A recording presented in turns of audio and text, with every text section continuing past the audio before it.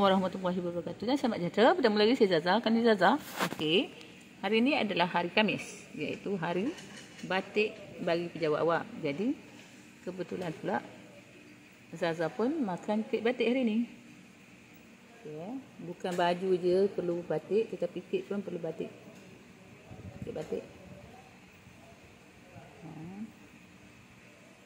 Setengah orang suka pakai kain batik, tapi kalau Zaza suka makan kek batik. Di hari Khamis pula tu kebetulan, iaitu hari batik bersama Cetri.